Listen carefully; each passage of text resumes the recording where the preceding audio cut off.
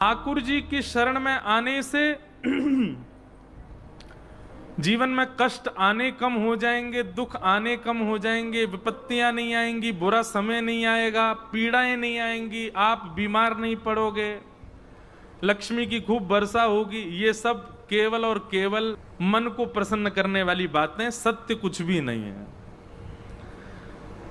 इस पृथ्वी का नाम क्या है? दुखालयम शाश्वतम। क्या नाम है? दुखालय। क्या नाम है? जोर से बोलो, कहां नाम है? दुखालय। जहां पर हम बचपन में पढ़ने जाते थे उसका नाम क्या था? भोजन कहां करते हैं? कार्य कहां किए जाते हैं? चिकित्सा कहां होती है? और दुख जहां मिले वो दुखालय। जैसे चिकित्सालय में भोजन नहीं होता, चिकित्सालय में पढ़ाई नहीं होती, विद्यालय में भोजनालय नहीं होता, तो फिर इस दुखालय में सुख कहां से मिलेगा? ये तो वही बात हो गई कि आप हॉस्पिटल में भोजन ढूंढने गए हो। ये तो वही बात हो गई कि आपके हाथ में चोट लगी, बुखार लगा और आप विद्यालय गए हो, वहां टीचरों से करो मुझे बुखार आ गया। अब टीचर तो पढ़ाना जानते हैं, वो बुखार थोड़ी उतार देंगे। ठीक वैसे ही जो संसार में आकर के सुख की कामना करें कि हमको सुख चाहिए, तो भैया ये तो है ही दुखालय, यहां सुख कहां से मिलेगा? बस सुख बना लिया जाता है अपने अनुसार। जैसे आज शोभा यात्रा में कूलर लगा के बनाया था नहीं, मैं कूलर लगा के इतनी व्यवस्था, मैं तो बार बार ये सोचूं व्यवस्था बनाई कैसे होगी। मुझे तो लगे अगली मथुरा की कथा में ये एसीयू चलेंगे, एक एक वहां पे बैठ करके। यूं मत सोचो महाराज जी ऐसे क्यों कह रहे, मैं तो आनंद ले रहा हूं सब ब्रजवासी। मुझे बहुत अच्छी लगी, मैं अगली कथा बारे में बताऊंगा। भाई गर्मी में कथा हो तो एक एक रिक्शा में एक एक कूलर लेके चलो संग। तो सुख नहीं है भैया, सुख हम लोग थोड़ी क्षणिक सुख मिलता है हमको, और उस क्षणिक के लिए हम पूरी व्यवस्था करते हैं। थोड़ी देर का सुख भोगने के लिए हम पूरी व्यवस्था करते हैं। है नहीं सुख यहां पर। इसलिए ठाकुर जी की शरण में आ जाओ, भोले बाबा को भजने लग जाओ, हनुमान चालीसा के इतने पाठ करने लग जाओ, दुर्गा मैया के इतने व्रत कर लो, इतने सोमवार कर लो, ये हो जाएगा, वो काम बन जाएंगे। ये सब बुरा नहीं मानना, पर ये सब केवल मन को कहने वाली बातें, इनसे कुछ फर्क पड़ने वाला नहीं है। संसार में आप वो सब भोगोगे जो आपके प्रारब्ध में होगा। बस हां, ठाकुर जी की शरण में आने से इतना हो जाएगा कि जो अनुभव बहुत ज्यादा होना चाहिए था, जो पीड़ा बहुत ज्यादा होनी चाहिए थी, वो सूक्ष्म होगी। पाम पे पत्थर गिरने पर जो पीड़ा होनी चाहिए थी, ठाकुर रुक जाओ, एक देर बाद दियो पानी, बैठ जाओ वहीं, इधर देखो, तुम्हें देख के मुंह प्यास लगे आई। अब नेक्स्ट सुनो मेरी बात।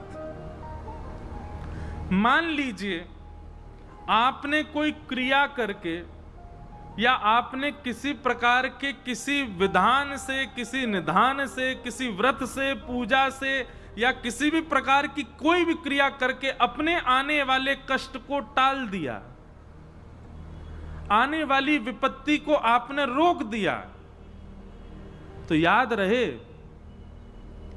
बांध पानी को रोक सकता है, लेकिन ओवरफ्लो होने पर बांध टूटेगा जरूर।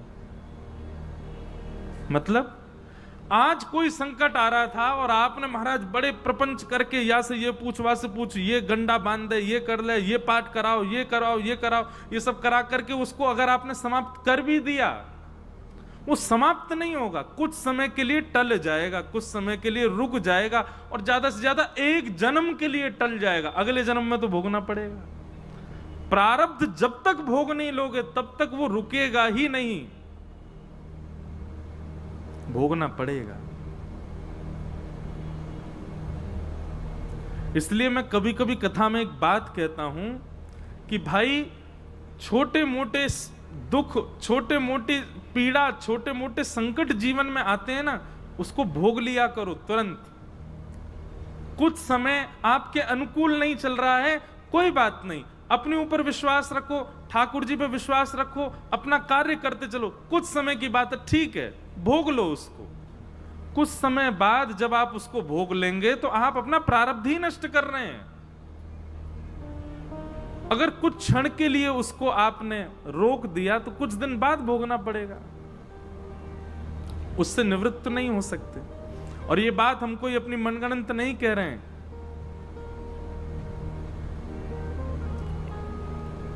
एक बहुत प्रसिद्ध कथा आती है, श्री जगन्नाथ भगवान के परम भक्त हुए श्री माधवदास जी, क्या नाम था? तो माधवदास जी को एक बार पेट का रोग हो गया, और ऐसा भयानक रोग कि महाराज कुछ भी पानी भी पिए तो रुके ना, बार बार शौच के लिए उनको जाना पड़ता था। लेकिन वो इतने बड़े भक्त थे ठाकुर जी के, श्री जगन्नाथ भगवान अपनी ब्रह्म वेदी पर झूमते थे। जैसे ही माधवदास दर्शन करने आता, जगन्नाथ भगवान ऐसे होते, माधवदास को देख करके आनंदित हो जाते। इतने बड़े भक्त माधवदास। और उनको एक रोग हो गया जिसके कारण उनको बार बार शौचालय जाना पड़ता, और शौच जाने की वजह से वो मंदिर नहीं जा पाते। रोग इतना ज्यादा बढ़ गया कि अब माधवदास जी उठ भी नहीं पाते, बिस्तर पर पड़े पड़े ही शौच निवृत्त होने लगे। ठाकुर जी को दया आ गई, और ठाकुर जी को दया आई तो ठाकुर जी रूप बदल करके छोटे से बालक बन करके आए और माधवदास जी की सेवा करने लगे। उनके मलमूत्र से सने वस्त्रों को ले जावें और ले जाके धोवें, धो करके सुखा दें, जल लेकर के आवें, जल पिला दें, जो उनके अनुकूल भोजन होना चाहिए वो बना करके उनको पवावें, उनके चरण दबावें, बुखार चढ़ आवे तो सिर पर पट्टी रखें। माधवदास जी 2-3 दिन तक तो बेहोशी से में ही थे, उनको पता ही नहीं कौन कर रहा है सब। पर 2-3 दिन बाद जब थोड़ी चेतना जगी तो उन्होंने ठाकुर जी के रूप को देखा। रूप देखते ही पहचान गए, बोले कि ये छद्म वेश में ठाकुर जी हैं। हाथ पकड़ लिया, बोले क्या कर रहे हो आप? आपकी सेवा कर रहा हूं। बोले मैं जानता हूं आप साक्षात जगन्नाथ जी हो। जैसे कि जगन्नाथ जी तो ठाकुर जी प्रकट हो गए। बोले माधवदास जी आप पहचान गए? बोले कि आप भक्त से बच नहीं सकते। बोले अब ठीक है, तुमने मेरी इतनी सेवा की, भक्तजन मेरी इतनी सेवा कर दे, भक्त के जीवन में पीड़ा है तो मैं भी तो सेवा कर सकता हूं ना। तो माधवदास जी कहते हैं, बोले ठाकुर जी आप सेवा करने आ गए, मेरी सनी हुई धोती धोने आ गए, मुझको भोजन खवाने आ गए, आप तो परमात्मा हो, चुटकी बजाओ मेरी पीड़ा दूर कर दो। आप तो परमात्मा हो, मेरे सिर पे हाथ फेर दो, पेट पे हाथ फेर दो, मेरी जो जो पीड़ाएं हैं सब खत्म कर दो। तब श्री जगन्नाथ भगवान कहते हैं, नहीं माधवदास, ये तुम अपना प्रारब्ध भोग रहे हो। किसी जन्म का कभी का कोई दुष्कर्म है तुम्हारा, जो तुमको निवृत्त, उसको यहीं तुमको निपटा करके जाना पड़ेगा। अगर मैंने इसको यहीं रोक दिया, तुमको स्वस्थ कर दिया, तुमको मंगल कर दिया, तुम बिल्कुल उचित हो गए, तो जितना प्रारब्ध बचा है उसको भोगने के लिए तुमको फिर जन्म लेना पड़ेगा। इसलिए इससे निवृत्त हो लो, इसको भोग लो। हाँ, मेरा आश्रय लेकर के भोगोगे, मेरा नाम जप करके भोगोगे, तो जो 5 साल में खत्म होगा वो 5 महीने में खत्म हो जाएगा। जल्दी जल्दी भुगवा दूंगा। एक प्रकार से जिस कार्य को होने में 5 वर्ष लगते हैं, ठाकुर जी का नाम आश्रय करने से, ठाकुर जी की शरणागति लेने से, ठाकुर जी का नित्य दर्शन, नित्य कथा श्रवण करके अपने मन, बुद्धि, चित्त और अपने व्यवहार को सुधारने से ठाकुर जी को इंडिकेशन मिल जाता, अब ये सुधर रहा है, अब इसने दूषित कर्म त्याग दिए हैं, अब ये सही मार्ग पर चल रहा है। तो ठाकुर जी बस इतनी आज्ञा कर देते हैं प्रारब्धों को कि अब इसके जीवन में 5 वर्ष नहीं, 5 महीना लगाओ, बस 5 महीना में सब खत्म करो जितना भगवाना है इसको। इसलिए कई बार देखा जाता है, अधिकतर भक्त वैष्णव उसके जीवन में कष्ट आएगा ही आएगा। नाम जापक हो, कथा श्रवण करने वाला हो, कथा करने वाला हो, कष्ट आएगा। दिखेगा नहीं, दिखेगा वो प्रसन्न नहीं, पर उसके जीवन में कष्ट है, वो भोग रहा है, वो निवृत्त हो रहा है। इसलिए मैं प्रार्थना करूं भैया, नाम जप करो, ठाकुर जी की कथा सुनो, और कहीं अंतिम श्वास निकल गई और वहां से पहले अपने दूषित विचार, दूषित व्यवहार, दूषित स्वभाव को नहीं सुधार पाए तो बहुत पछताओगे। पहले ही सुधार लो। कथा हम सबको चुनती है।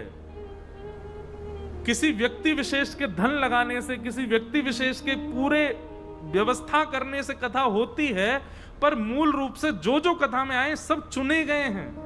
ठाकुर जी इनको मौका दे रहे हैं कि भाई तुम 7 दिन कथा सुन के नेक और संवर जाओ, नेक संभल जाओ, नेक सुधर जाओ। लाखों करोड़ों लोग बाहर से निकल जाएंगे, नहीं आएंगे।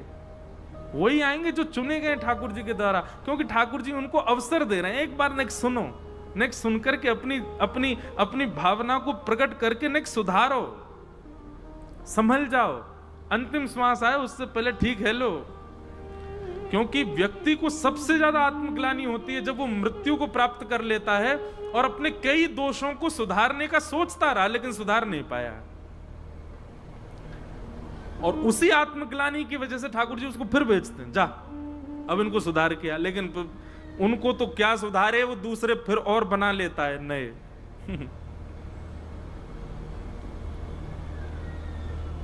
मैं एक बात कहता हूं कि हम सब हिसाब बराबर करने आए हैं पृथ्वी पर पुरानों तो बराबर कियो नहीं, या जन्म को नया और बना लियो। तो हमारी जो हिसाबन की जो बैलेंस है ना, वो कम नहीं होता है, बढ़ता ही जाता, बढ़ता ही जाता, बढ़ता ही जा रहा है। इसलिए भैया ये कथा जीवन में आई है, आप सब चुने गए हो। या कथा में नित्य एक आज्ञा तो आपको माननी ही माननी है, चाहे कोई भी एक आज्ञा का पालन करो। 4 घंटे बैठ करके कोई एक आज्ञा व्यासपीठ की ऐसी हो, उसका पालन करना ही करना है आपको। तो तापत्रय विनाशाय श्री कृष्णाय वयम नमः। ऐसे प्रभु श्री कृष्ण को हम सब मिलकर के प्रणाम करते हैं। कैसे श्री कृष्ण? जो 3 रूप, 3 कर्म और 3 गुण वाले, ऐसे प्रभु को हम प्रणाम। कोई 3 से अभिप्राय नहीं, ठाकुर जी तो सर्वगुण संपन्न है, पर यहां पर हम आप सबकी सुधार के लिए 3 का भाव बताया गया। यम प्रव्रजन्तमनुपेत अपेत कृत्यम द्वैपायनो विरह कातर्या जुहाव पुत्रेति तन्मयतया तर्वो विनेदु तम सर्वभूत हृदयं मुनिमानतोष्मे। श्रीमद् भागवत जी के महात्म के 2 श्लोक में श्री सुखदेव जी को वंदन किया गया। बोलो सुखदेव जी महाराज की। सर्वभूत हृदय। अब देखो यहां पर एक बात है, सुखदेव जी जब जब लिया जाए नाम तो अधिकतर लोग सुखदेव जी को अन्य कोई मान लेते हैं, पर सर्वभूत हृदय सब नहीं, सब प्राणी मात्र के हृदय में कौन है? भगवान गीता में कहते हैं ईश्वरः सर्वभूतानां हृदयेषु तिष्ठति। मैं ही सब प्राणी मात्र के हृदय में बैठा हूं। और वही उपमा श्रीमद् भागवत जी में सुखदेव जी को दी जा रही है, सर्वभूत हृदय। तो इसका मतलब सुखदेव जी के रूप में ठाकुर जी आए कथा सुनाने के लिए। इसलिए हम भले ही भागवत जी के बगल में एक सुख पक्षी के रूप में सुखदेव जी की पूजा करते हैं, अर्चना करते हैं, पर यह सुख पक्षी भगवत कथा गाने का कार्य कोई और नहीं कर सकता, स्वयं ठाकुर जी कर रहे हैं। इसलिए ऐसे श्री सुखदेव जी महाराज को हम प्रणाम करते हैं। अब कथा महात्म की हम थोड़ी बहुत सुनाएं, ध्यान पूर्वक सुनना। सौनकादि 88,000 ऋषि नैमिषारण्य क्षेत्र में बैठे थे और मानव कल्याण के लिए यज्ञ कर रहे थे। यज्ञ करते करते आप सबको सूत जी का दर्शन हुआ, तो आप सबने सूत जी के चरणों में जाकर के प्रणाम करते हुए कहा, भगवान हम तो सोच रहे हैं यज्ञ से मानव कल्याण हो, पर यज्ञ से लगता नहीं कि मानव कल्याण होगा। कृपा करके श्रेयसां यद् भवेत् श्रेय पावनानां च पावनं कृष्ण प्राप्तिकरं सस्वत् साधनं तद्वदाधुना।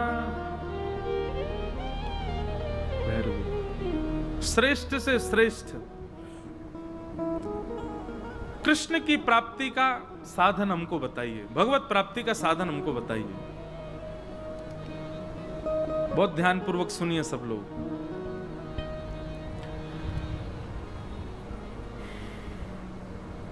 सौनकादि ऋषियों ने प्रश्न किया, श्रेष्ठ से श्रेष्ठ, पवित्र से पवित्र, इस कलिकाल में भगवत प्राप्ति कैसे कर सकता है मानव? क्योंकि मानव के पास समय नहीं है, इसलिए कृपा करके हमको भगवत प्राप्ति का साधन बताइए। कलिकाल में भगवत प्राप्ति कैसे मिल सकती है? तब यहां से सूत जी महाराज कहना प्रारंभ करते हैं और सूत जी कहते हैं, काल व्याल मुखग्रास त्रास निर्णास हेतवे श्रीमद् भागवतम शास्त्रम कलौकीरेण भाषितम। एक प्रकार से बहुत ध्यान पूर्वक ये बात समझनी है। कलिकाल में यदि भगवत प्राप्ति करनी है, भगवत दर्शन करना है, भगवत अनुभव करना है, भगवत कृपा का अनुभव करना है, तो आप भागवत जी की सन्निधि लिए बिना उसको नहीं कर पाओगे। श्रीमद् भागवत जी आपको श्रवण तो करनी पड़ेंगी, चाहे सूरदास हो, चाहे मीराबाई हो, चाहे हरिराम व्यास हो, स्वामी श्री हरदास जी महाराज हो, हितरवंश महाप्रभु हो, रैदास हो, कुंभनदास हो, सबने भागवत जी का आश्रय तो लिया ही लिया। नींव है भागवत जी, अगर नींव मजबूत ना हो तो बिल्डिंग गिर जाएगी। आप जप पर बहुत विश्वास करते हैं, तप पर विश्वास करते हैं, साधना पर विश्वास करते हैं, यज्ञ पर विश्वास करते हैं, पर सत्संग श्रवण में आपकी ज्यादा रुचि नहीं, कथा में आपकी रुचि नहीं, भागवत जी के प्रति वह भावना नहीं जो होनी चाहिए, तो निश्चित है भगवत प्राप्ति में बाधा बनेगी बनेगी। मतलब एक प्रकार से ये समझ लो, ईंट भी है आपके पास, पीओपी भी है, पेंट भी है, टेक्सचर भी है, लाइट भी है, एसी भी है, पंखा भी, सीमेंट की व्यवस्था नहीं है, खड़ी तो हो जाएगी बिल्डिंग, नेक हवा को झोंका है और सुई गिर जाएगी। तो मजबूती के लिए सीमेंट बहुत जरूरी है। ठीक वैसे ही आप नाम जप करो, नाम जप ईंट के समान है। ये सारी ईंटें हैं, नाम जप है, साधना है, व्रत है, अनुष्ठान है, यज्ञ है, ये सब ईंट हैं, पर इन सब के बीच में नेक नेक सीमेंट, मतलब श्रीमद् भागवत रूपी सत्संग लगाते चलो तो मजबूती आएगी, नहीं तो ये कभी भी गिर सकते हैं। एक प्रचंड हवा को झोंका आयो नहीं कि महाराज सब व्यर्थ है जाएगा। इसलिए श्रीमद् भागवतम शास्त्रम कलौकीरेण भाषितम। अब आजकल तो बहुत बातें कोड कर करके बोलना पड़ता है। अब कई लोग यूं सोचेंगे, बोले ये भागवत वक्ता हैं, अपनी कथा चलती रहे इसीलिए भागवत जी कोई प्रधान बता रहे हैं, भागवत जी कोई सर्वस्व। बिल्कुल नहीं, ऐसी कोई भावना ही नहीं है। आप आज कथा सुनो, कल से बिल्कुल मत सुनियो, 7 दिना सुन लो, बाकी बात बिल्कुल मत सुनियो।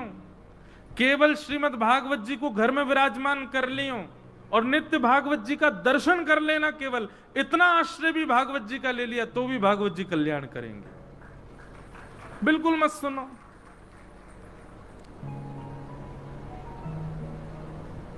तेनेयम वांगमयी मूर्ति प्रत्यक्ष कृष्ण एव ही। आप द्वारिकाधीश मंदिर के सामने से आज पोथी नहीं लेके आए हैं, ग्रंथ नहीं लेके आए हैं, कोई किताब नहीं लेके आए हैं, आप द्वारिकाधीश मंदिर से द्वारिकाधीश जी को ही लेकर के आए हैं।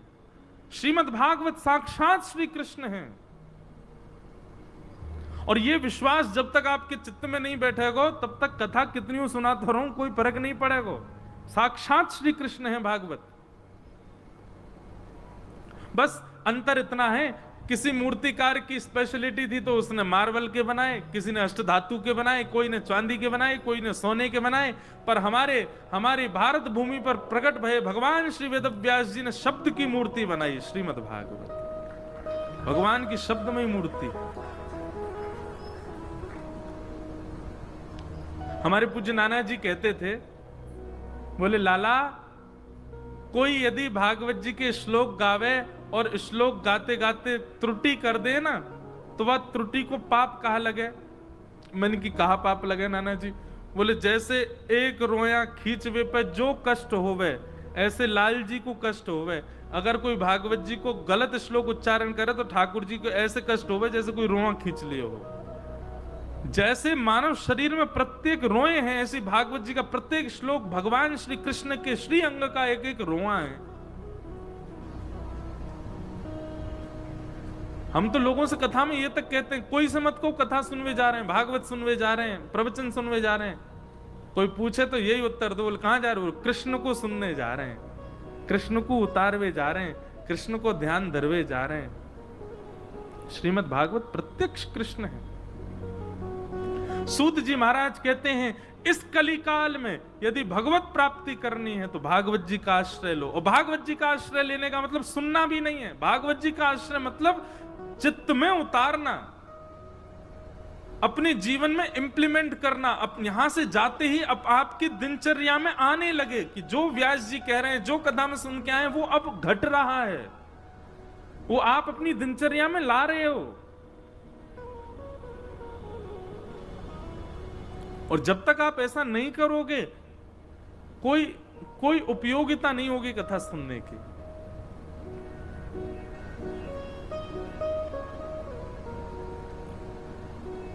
सूत जी कहते हैं, कलयुग में श्रीमद् भागवत की कथा। तब सौनकादि ऋषियों ने कहा, महाराज जी जरा भागवत जी का महात्म्य बताना, ऐसा क्या है भागवत जी में जिससे कलयुग में भगवत प्राप्ति हो जाती है? तब सूत जी महाराज बताते हैं, बोले भैया एक बार की बात है, सुखदेव जी कथा सुना रहे थे, परीक्षित बैठ करके सुन रहे थे।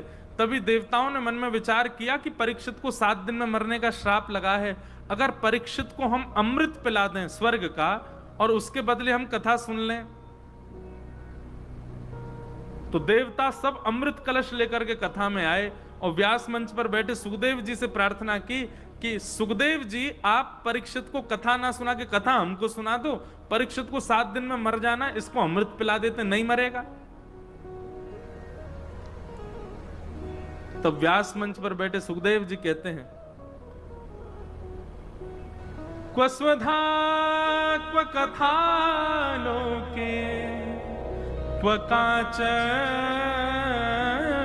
मणिर्महान् ब्रह्मरात्रो विचारेवं तदा देवांजहासः। भैया कम से कम मोल तो सामान्य वस्तु का करो, सम वस्तु का करो। कांच देकर के हीरा मांग रहे हो, ये विचार कर रहे हो कि हम कांच दिया में बदले में हमको हीरा मिल जाए। अरे सुनार के पास चले गए तो मार पीट के भगा देगो, कांच के बदले हीरा चाहिए? हाँ, कोई बहुत महंगी मणि रत्न हो, वाके बदले हीरा लियो जा सके, 1-2 हीरा ले लो कोई रत्न दे करके, तो कांच दे के मणि कौन लेवे, कांच दे करके हीरा कौन लेवे? आप ये स्वर्ग का अमृत लेकर के आ गए और इसके बदले कथा। स्वर्ग के अमृत को भी सामान्य मत जानिएगा आप लोग, स्वर्ग का अमृत सामान्य नहीं है। 33 कोटि देवता और असंख्य राक्षसों ने मिलकर के समुद्र मंथन करके स्वर्ग अमृत को प्रकट किया। सबको कथा पता, 14 रत्न निकले, उन्हीं में ही अमृत निकला।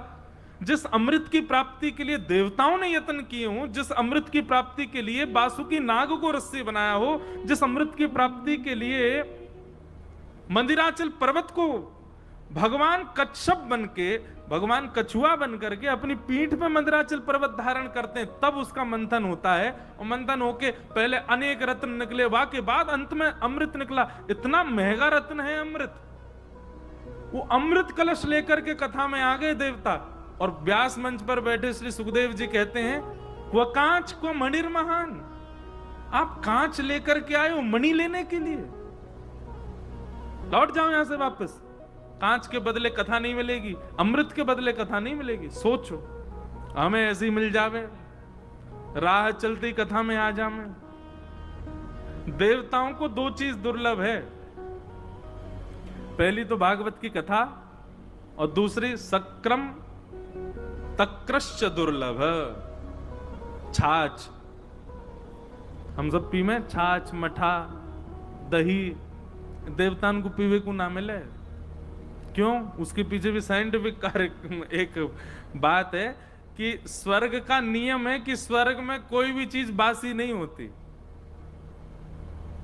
स्वर्ग में 12 महीना 24 घंटा फ्रिज रहता ही रहता है। वहां पे कोई चीज बासी नहीं होती, वहां सब चीज नवीन बनी रहती है। और जब तक दूध नेक बासो नहीं हो तो दही कैसे बने? और वहां में नेक वो सब सामग्री नहीं डाली जाए तो दही कैसे बने? और फिर बात छाछ कैसे बने?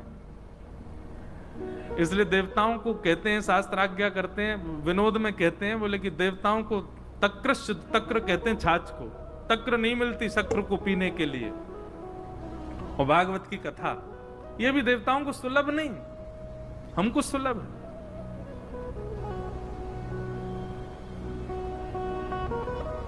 सौनकादि ऋषियों ने कहा, भगवान इतनी बड़ी महिमा भागवत जी की, कृपा करके हमें बताएंगे भागवत की कथा सबसे पहले किसने किसको सुनाई? तब सूत जी महाराज बताते, बोले एक बार की बात है, नारद जी भ्रमण करते करते बद्रीनाथ पहुंचे और बद्रीनाथ में उनको सनक सनंदन सनातन सनत कुमार, सनक सनंदन सनातन सनत कुमार, ये 4 भगवान के प्रथम अवतार हैं। ये चारों एक ही आयु के 4-5 वर्ष के बालक के समान रहते हैं, भगवान के प्रथम अवतार माने जाते हैं। सूक्ष्म में इनको कहा जाता है सनत कुमार। क्या कहते हैं? सनत कुमार। कभी कोई कहे हमारे भगवान का प्रथम अवतार कौन, तो सनत कुमार। तो नारद जी महाराज बद्रीनाथ गए, सनत कुमारों ने नारद जी से कहा, बोले नारद जी चेहरा से बड़े दुखी से लग रहे हो, कथम ब्रह्मन दीन मुखम कुतश्चिंता तुरो भगवान, आपके मुखमंडल पर चिंता का दर्शन हो रहा है, क्या बात है? नारद जी बोले, क्या बताऊं महाराज, मैंने पृथ्वी को बहुत अच्छा समझा था, पृथ्वी की बड़ी महिमा सुनी थी, पर पृथ्वी पर जाके देखा तो नाम बड़े दर्शन छोटे, सब कुछ उल्टा पुल्टा है पृथ्वी पर। और यहां नारद जी पूरी भूमिका बताते हैं पृथ्वी पर उन्होंने क्या देखा। अब इसको ज्यादा बोलने की आवश्यकता नहीं, हम सब जो देख रहे हैं वही सब नारद जी ने देखा। और नारद जी ने देख करके कहा कि महाराज मेरा मन बड़ा व्यथित हो गया है कि पृथ्वी ऐसी क्यों है, पृथ्वी के लोग ऐसे क्यों हैं। लेकिन तभी सब जगह भ्रमण करता करता करता जैसे ही मैं वृंदावन पहुंचा, वृंदावन में मैंने एक आश्चर्य देखा। सनत कुमार बोले, क्या देखा? बोले यमुना जी के तट पर एक परम सुंदरी युवती बैठी है और उसकी गोद में 2 वृद्ध लेटे हैं, बड़ी बड़ी दाढ़ी, सफेद सफेद बाल, वृद्धावस्था के 2 महापुरुष। एक युवा कन्या की गोद में वृद्धों को लेटा देख मुझे बड़ी अटपटाहट हुई चित्त में। मैंने उनसे पूछा कि तुम कौन हो देवी, और ये दोनों कौन हैं? तब उसने अपना परिचय दिया कि अहम भक्तिर्तिख्याता इमो में तनयो मतौ ज्ञान वैराग्य नामनो काल योगे नजर जरो। मैं भक्ति हूं और ये दोनों मेरे पुत्र हैं, ज्ञान और वैराग्य। महाराज भक्ति तो आज भी युवा है, क्यों? सबके चित्त में है, सब करते हैं भक्ति। लेकिन ज्ञान और वैराग्य वृद्ध हैं, क्योंकि वृद्ध क्या आजकल तो पता नहीं बहुत बहुत गंभीर अवस्था में होंगे ज्ञान और वैराग्य।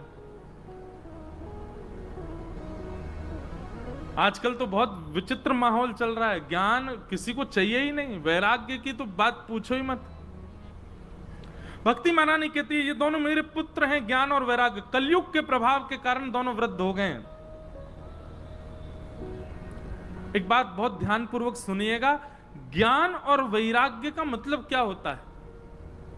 अभी आपसे पूछा जाए ज्ञान मतलब क्या, तो आप लोग यही कहोगे कि बहुत कुछ पता होना, इसी को ज्ञान कहते हैं। वैराग्य का मतलब क्या? सब कुछ छोड़ देना, ये वैराग्य। ये तो बाह्य बात पता है आपको, पर ज्ञान और वैराग्य का मूल रूप ये नहीं है। ज्ञान क्या है? सही और गलत की पहचान ये ज्ञान है। जैसे छोटा बालक 500 का नोट दो, खा जाएगा, फाड़ देगा, उसको हम क्या कहते हैं? अबोध बालक। अभी उसको ज्ञान नहीं है। लेकिन जैसे ही वो बड़ा होगा, बड़े होते ही उसको पता चल जाएगा, ओहो इसको देने से चीज ही मिलती है। आपने जैसे दिया सुखा करेगा, जेब में धर लेगा या माँ को जाके दे देगा। बच्चे गुल्लक रखते उसमें डाल देगा। ये उसको क्या हो गया? ज्ञान। सही और गलत का बोध, उसको ज्ञान कहते हैं। बहुत नॉलेज होना ज्ञान नहीं होता। रावण बहुत विद्वान था, सब जानता था, सारे शास्त्र पढ़ रखे थे उसने, वैयाकरण था, खूब सुंदर सुंदर श्लोक बना बना करके गाता था। पर मुझे सीता जी का हरण करना नहीं चाहिए, मुझे अन्य की कन्या पर, अन्य की स्त्री पर कुदृष्टि नहीं डालनी चाहिए, ये बोध नहीं था। तो क्या काय बात का ज्ञानी था वो?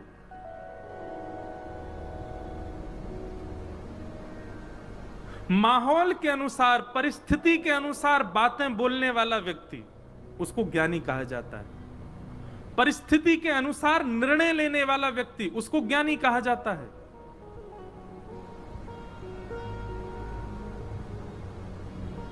कई लोग होते हैं, अब उनके ईगो पे कोई बात आ जाए तो माहौल नहीं देखते, ये नहीं देखते कि मेरे बड़े खड़े, ये नहीं देखते कि समाज देख रहा है, ये नहीं देखते कि अरे भाई यहां मुझे चिल्लाना नहीं चाहिए, फिर भी लड़ लेंगे, झगड़ लेंगे, घूसा करेंगे और एक दूसरे को उठा फेंक देंगे।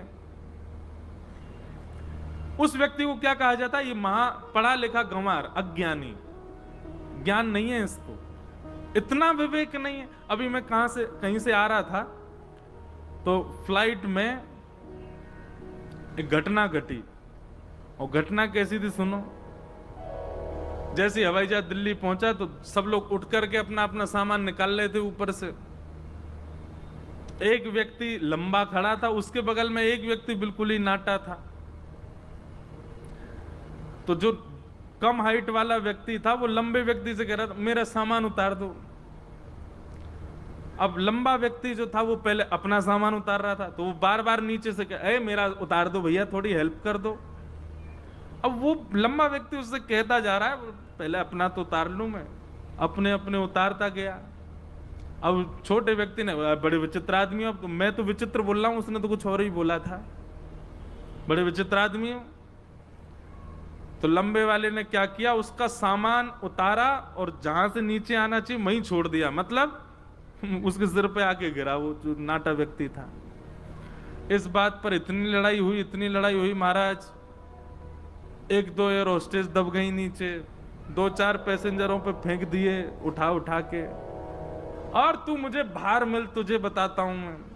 वो छोटा वाला व्यक्ति जो था वो कुर्सी पर चढ़ चढ़ के मारे उसको, हम देखें। अब वहां सब खड़े लोग क्या कह रहे थे, क्या पागल आदमी है, क्या बिल्कुल इनको कुछ पता ही नहीं, क्या कहां क्या इतनी सी बात पर ये सब होना चाहिए। उस समय क्या आया मन में? परिस्थिति के अनुसार, व्यवस्था के अनुसार, समाज के अनुसार अनुकूलता ना देखते हुए भी क्रोध कर रहा है, यही अज्ञानी व्यक्ति है। और निश्चित स्टैंप लगा के दे सकता हूं कि वो व्यक्ति निश्चित सत्संग कभी किए ही नहीं होंगे उन्होंने, इसीलिए ऐसा टेम्पर है उनका। सत्संगी व्यक्ति को इतना बोध होने लग जाता है, इतना पता लगने लग जाता है कि भाई मुझे कहां, किस प्रकार, किस भाव से कैसे प्रेजेंट करना है खुद को, उसको ज्ञान कहते हैं। बहुत नॉलेज होना ज्ञान नहीं होता, इसे कहते हैं ज्ञान। विवेक की प्राप्ति होना, सही गलत की पहचान होना। और वैराग्य किसको कहते हैं? सब लोग बहुत सावधानी से सुनो। घर परिवार पत्नी बच्चे सबको छोड़ छाड़ के चले गए, वैराग्य नहीं। सबके साथ रहते हैं पर विषय सामने आने पर भी मन ना मचलना, उसको वैराग्य कहते हैं।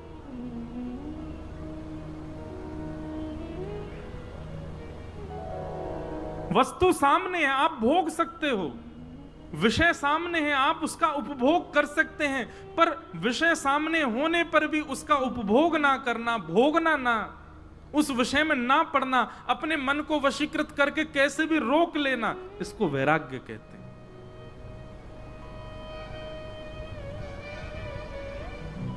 असंख्य भोग की वस्तु सामने है, लेकिन आप अपने पर वश करके बैठे हैं कि नहीं, मैं नहीं भोगूंगा, ये विषय वासनाओं के लिए मैं नहीं आया हूं, कैसे भी करके मैं खुद को रोकूंगा, मेरे कुल की मर्यादा। अरे कुल की मर्यादा भी नहीं तो मैं एक मानव हूं, मानव हूं तो इसका मतलब ये थोड़ी जो मेरे सामने आएगा मैं उसको भोगूंगा, नहीं, मैं इसको स्वीकार नहीं कर सकता। इसको कहते हैं वैराग्य। क्यों पी ली तुमने, अब सामने रखी थी क्या करते, ये वैराग्य नहीं। तुमने क्यों खाया वो मांस, अब महाराज जी क्या बताएं, ऑफिस में सब खाते हैं, नहीं खाओ तो मुंह बनाते हैं, क्या करें, खा लिया। ये कैसा वैराग्य। देखिए एक बात सदैव याद रखिएगा, परिस्थिति के अनुसार आपको नहीं होना है। अपने आप को ऐसा बनाओ कि आपके अनुसार परिस्थिति बने, आपके अनुसार माहौल बने।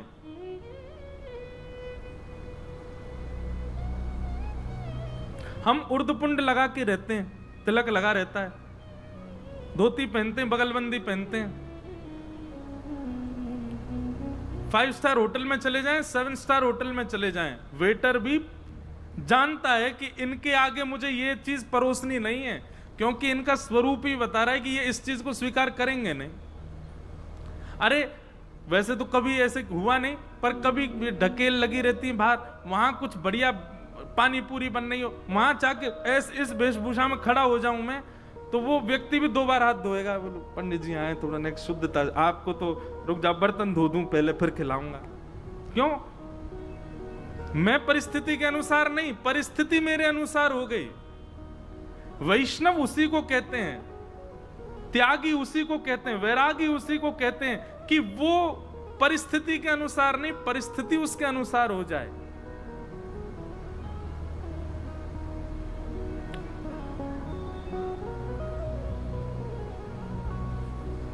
तो इसको कहते हैं वैराग्य। विषय सामने हो पर आप फिर भी उसका उपभोग ना करो। ठाकुर जी ने हमको सब कुछ दिया है। कई लोग ऐसा कह देते हैं भगवान ने जीव दी है, खावे के काजे फिर नहीं खाएंगे। भगवान ने आपको सब कुछ दिया है, देखने के लिए नेत्र दिए हैं, खाने के लिए जीभ दी है, सुनने के लिए कान दिए हैं, कर्म करने के लिए हाथ, चलने के लिए पैर। ठाकुर जी ने आपको सर्व इंद्रिय प्रदान की हैं। अब इन इंद्रियों का उपयोग कहां करना है ये पता होना, इसी को कहते हैं विवेक। और इसी का ही सद जगह उपयोग करना, असद वस्तु से मन को हटा लेना, इसी को वैराग्य कहते हैं। तो ज्ञान और वैराग्य की परिभाषा क्या है? सद जगह उपयोग करना, असद वस्तु से मन को हटा लेना, इसी को वैराग्य कहते हैं।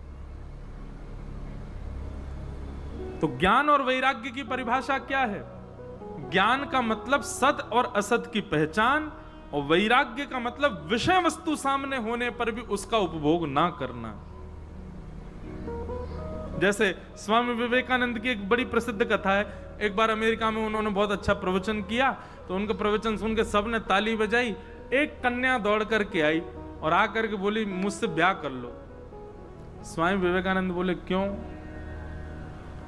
बोले आप जैसे पुत्र को मैं जन्म दूंगी, ये मेरा सौभाग्य होगा। स्वामी विवेकानंद ने विषय सामने है, चाहे तो उपभोग कर सकते हैं, पर तुरंत 3 परिक्रमा लगा के चरण में प्रणाम करके कहा मैया अब मेरे जैसा मैं पुत्र आपको दे पाऊं ये तो संभव मैं गारंटी नहीं दे सकता, पर हां जब तक जीवित हूं मैं ही आपका बेटा हूं, जब तक हूं आपको माई कह के बुलाऊंगा, मैं ही आपका बेटा हूं। इसको कहते हैं वैराग्य। अरे महाराज दुनिया की कैसी भी वस्तु सामने आ जाए उपभोग की, लेकिन आप अपने मन पर वश करके बैठे हो, अपनी जिह्वा पर वश करके बैठे हो, केवल 5 इंद्रियों को संभालना है, इन पर वश करके बैठे हो,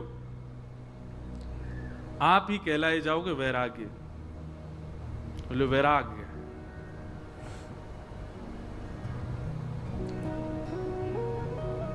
स्टार्टिंग में तो मन ललचाएगा, लेकिन धीरे धीरे धीरे धीरे जब सत्संग बढ़ता है ना, तो अपने आप इंद्रियां जो होती हैं वो शांत होती चली जाती हैं, सम होती चली जाती हैं।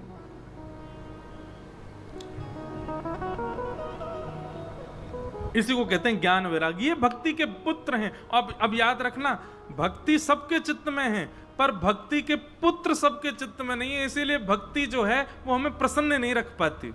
उस भक्ति के कारण हम दुखी रहते हैं।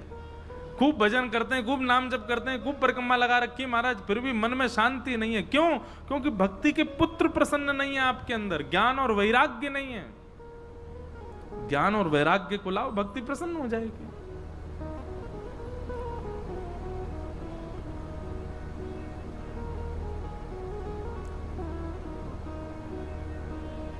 भक्ति महारानी ने कहा, नारद जी मेरे दोनों पुत्र दुखी हैं, तो मैं प्रसन्न कैसे रहूं? तब नारद जी ने उन दोनों पुत्रों के सुख के लिए, उन दोनों पुत्रों को सही करने के लिए संतों से कई उपाय पूछे, लेकिन कोई नहीं बता पाया। तब नारद जी महाराज बद्रीनाथ गए, और बद्रीनाथ में अब सनत कुमारों से पूछ रहे हैं, बताइए ज्ञान और वैराग्य को पुष्ट कैसे किया जाए? तब सनत कुमारों ने 5 प्रकार के यज्ञ बताए। बहुत ध्यान से सुनना कि द्रव्य यज्ञ, तपो यज्ञ, योग यज्ञ तथा परे, स्वाध्याय ज्ञान यज्ञश्च ते तु कर्म विसूचका। 5 प्रकार के यज्ञ हैं। सबसे पहला यज्ञ क्या है? द्रव्य यज्ञ। सबसे पहला मंदिर में सेवा कर देना, ठाकुर जी के लिए आभूषण बनवा देना, कहीं जाकर के गरीबों की सेवा कर देना, कहीं जाके भंडारा करा देना, ये सब द्रव्य यज्ञ के अंतर्गत आते हैं। द्रव्य यज्ञ। उससे बड़ा यज्ञ होता है तप यज्ञ। तप यज्ञ क्या है?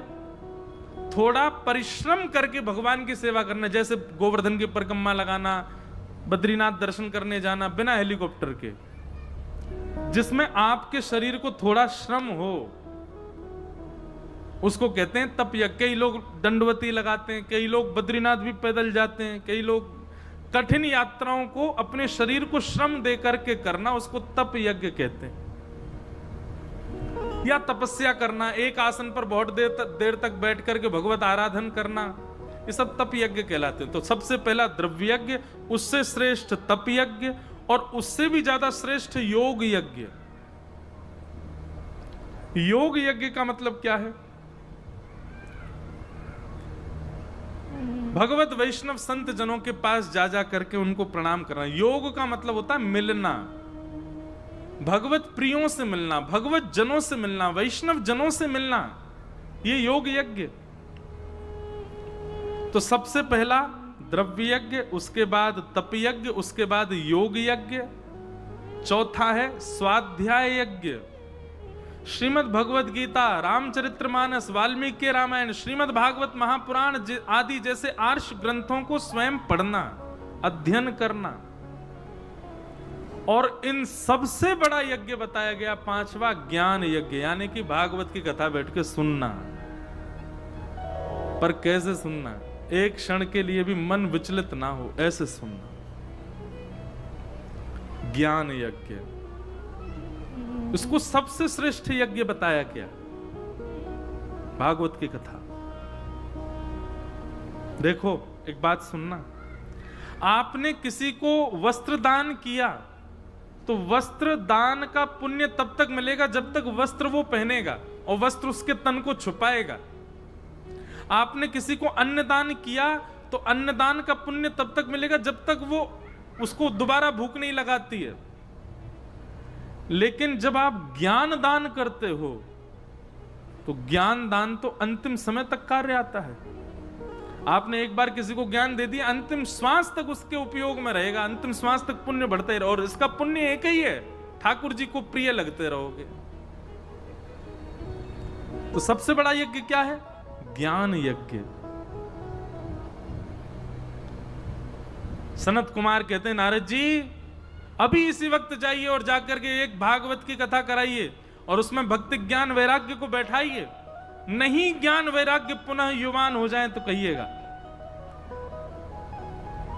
सनत कुमार कहने लगे, भागवत जी में इतनी क्षमता है? अरे मैंने गीता का पाठ सुना दिया, मैंने उपनिषद वेदों का पाठ सुना दिया, श्रीमद् भागवत जी तो वेदों से ही उत्पन्न हुई है, तो जब वेद ही कुछ नहीं कर पाए तो भागवत जी कैसे कुछ करेंगी? तब सनत कुमार कहते हैं, नारद जी, भूख लगने पर पेड़ से उत्पन्न हुए आम को ही खाया जाता, पेड़ को नहीं खाया जाता। भूख लगने पर रस क्षुधा दोनों की निवृत्ति फल से होती है, पेड़ से नहीं। जबकि फल में रस पेड़ नहीं डाला है, फल को जन्म पेड़ नहीं दिया है, पर फिर भी पेड़ नहीं खाया जाता, फल खाया जाता है। ये जितने भी आप नाम ले रहे हैं ये सब वृक्ष हैं, और इन वृक्षों का फल है श्रीमद् भागवत। आप फल प्रदान करेंगे तभी क्षुधा निवृत्त होंगे वे। नारद जी महाराज समझ गए, बोले भगवान ठीक है, अब मैं भागवत की कैसे करानी चाहिए बताओ। बोले सुंदर व्यवस्था करो श्रोताओं की बैठने की, सब श्रोताओं को कुछ ना कुछ भोजन पान आदि सबकी व्यवस्था करो। अब एक बात हम कहें तो भागवत जी में इतना प्रकाश डाला गया, सुनने वालों के लिए ये व्यवस्था, ये व्यवस्था, ये व्यवस्था, सुनने वालों को कोई कष्ट नहीं हो, उनके लिए उत्तम व्यवस्था करो। नारद जी महाराज व्यवस्थापक हैं कथा के। बोले कहां से करूं व्यवस्था? तब आनंद नाम का वन बताया। बोले आनंद नाम के वन में जाओ, एक विशाल वट वृक्ष है, उस वट वृक्ष के नीचे हजारों लोग बैठ सकते हैं। उस वृक्ष के नीचे व्यास आसन लगाओ, गंगा जल को पीने की व्यवस्था में रखो, और आसपास के वनों से सुंदर फल ले लेकर के आओ, सब श्रोताओं को बांट करके जलपान आदि की सबकी प्रारंभ में व्यवस्था, फिर बैठ करके सब कथा श्रवण करें, व्यासपीठ पर व्यास जी विराजमान हो, और इस प्रकार से कथा का क्रम रखो।